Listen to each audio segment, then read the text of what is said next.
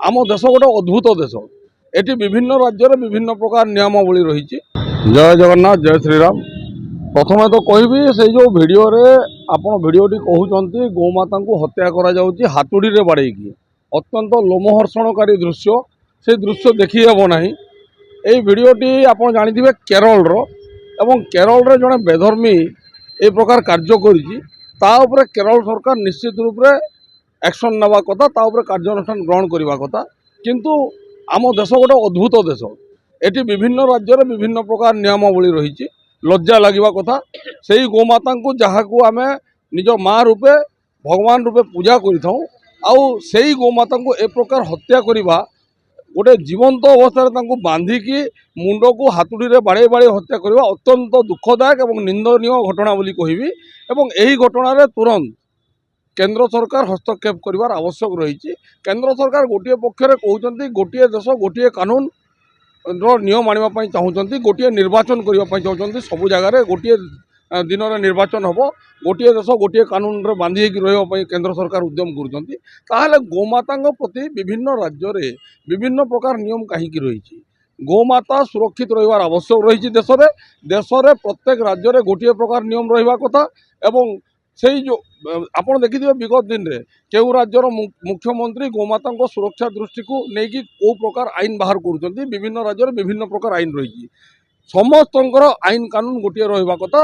आउ सबु जगार गोमाता सुरक्षित रहिबार आवश्यक रही। कहीं भारत वर्ष में गोहत्या को महापाप बोली कहा जाए एवं भारत वर्ष में गोहत्या करवा क्षमणीय नुहे, अक्षमणीय बोली मु कहबी।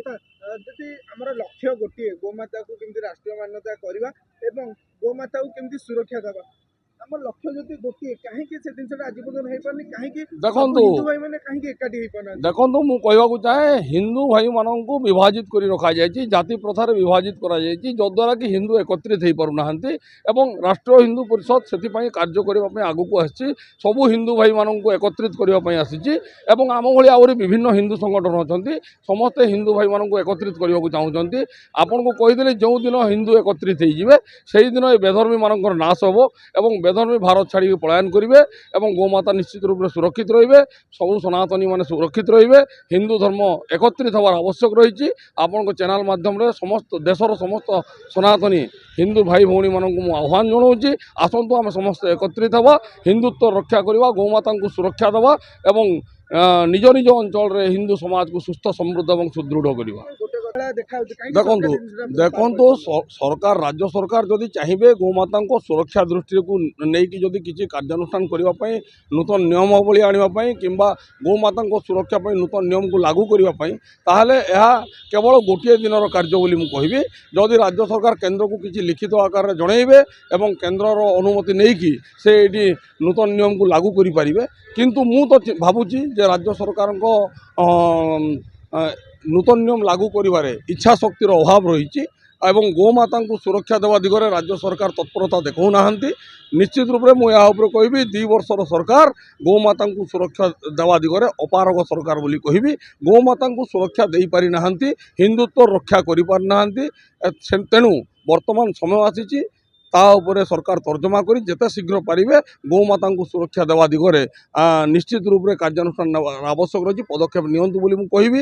वर्तमान समय आसी सरकार ताऊपर चिंता करंतु। केवल गोहत्या किंबा गोचालान नुह, आपड़ देखु एवं 30 जाक जिले में एते हला सत्वे राज्य सरकार समस्त जिलार आरक्षी अधीक्षक को एवं पुलिस महानिर्देशक महोदय मध्य राज्यर समस्त जिलार आरक्षी अधीक्षक मान निर्देश देते जे कौन जिलूर गाई चालान हवा कथा नुह। किंतु तापर आपड़ देखो भद्रक रे, जाजपुर रे, बालेश्वर, मयूरभंज, बौद्ध, कलाहांडी यही सबू जिलार बहुल परिमाण रे प्रत्येक दिन गोचालान करा जाउची। हजार हजार संख्यार गोमाता को कसेई हाथ को टेकी दि जाउची। तो बहुत चिंतार विषय। जदि वर्तमान जो प्रकार परिस्थिति राज्य में चली जदि ए प्रकार परिस्थिति आउ 3 वर्ष लगी रहे ताहले राज्यर गोवंश लोप पाइबे। तेणु समस्त हिंदू भाई हिंदू योद्धा भाई भौणी मानक मु आह्वान जनाऊँगी, आसतु आम समस्त एकत्रित हवा, हिंदुत्व रक्षा करवा, गोमाता को सुरक्षा देवा, तत्सहित आम हिंदू समाज को सुस्थ समृद्ध और सुदृढ़ करवा। देखो गोटे दिन लड़ाई कले हम ना, ବର୍ଷର 365 ଦିନ ଆମକୁ ଲଢ଼େଇ କରିବାକୁ ପଡ଼ିବ ନିଜ ଅଧିକାର ପାଇଁ, ନିଜ ମାଆର ହକ ପାଇଁ, ନିଜ ଧର୍ମ ପାଇଁ, ନିଜ ସମାଜ ପାଇଁ, ନିଜ ପରିବାର ପାଇଁ, ନିଜ ରାଷ୍ଟ୍ର ପାଇଁ ଆମକୁ ପ୍ରତ୍ୟେକ ଦିନ ଲଢ଼େଇ କରିବାକୁ ପଡ଼ିବ। ଆଉ ହିନ୍ଦୁତ୍ୱ ଲଢ଼େଇ ପାଇଁ ହିନ୍ଦୁମାନଙ୍କୁ ଏକତ୍ରିତ କରିବା ପାଇଁ କେବଳ ଗୋଟିଏ ଦିନ ଲଢ଼େଇ କଲେ ଫଳପ୍ରଦ ହେବ ନାହିଁ ବୋଲି ମୁଁ ଭାବୁଛି। ରାଷ୍ଟ୍ରୀୟ ହିନ୍ଦୁ ପରିଷଦ ବର୍ଷର 365 ଦିନ ହିନ୍ଦୁମାନଙ୍କୁ ଏକତ୍ରିତ କରିବା ପାଇଁ, ଗୋମାତାଙ୍କୁ ସୁରକ୍ଷା ଦେବା ପାଇଁ, ହିନ୍ଦୁତ୍ୱ ରକ୍ଷା ପାଇଁ କାର୍ଯ୍ୟ କରୁଛି। ଏବଂ ମୁଁ ଅନ୍ୟ ସମସ୍ତ ସଂଗଠନକୁ ମଧ୍ୟ ଆହ୍ୱାନ ଜଣାଉଛି, ଆପଣମାନେ ମଧ୍ୟ କେବଳ ରାମନବମୀ କିମ୍ବା ହନୁମାନ ଜୟନ୍ତୀ କାର୍ଯ୍ୟକ୍ରମକୁ ରେ ଏକତ୍ରିତ ଯେଉଁ ହେଉଛନ୍ତି ତାହା ନ କରି ବର୍ଷର 365 ଦିନ ନିଜ ପରିବାର ପାଇଁ, ନିଜର ହିନ୍ଦୁ ସମାଜ ପାଇଁ, ନିଜର ହିନ୍ଦୁ ଭାଇ ଭଉଣୀମାନଙ୍କ ପାଇଁ, ଗୋମାତାଙ୍କ ପାଇଁ ଆପଣମାନେ ପ୍ରତ୍ୟେକ ଦିନ କିଛି ନା କିଛି କରନ୍ତୁ। ପ୍ରତ୍ୟେକ ଦିନ ଆମକୁ ଲଢ଼େଇ କରିବାକୁ ପଡ଼ିବ, ନିଜ ହକର ଲଢ଼େଇ, ନିଜ ମାଆର ଲଢ଼େଇ, ନିଜର ସମାଜ ପାଇଁ ଲଢ଼େଇ, ନିଜ ଧର୍ମର ଲଢ଼େଇ, ନିଜ ରାଷ୍ଟ୍ର ପାଇଁ ଲଢ଼େଇ କରିବାକୁ ପଡ଼ିବ। ତାପରେ ଯାଇ ସରକାରକୁ ଚେତା ବସିବ।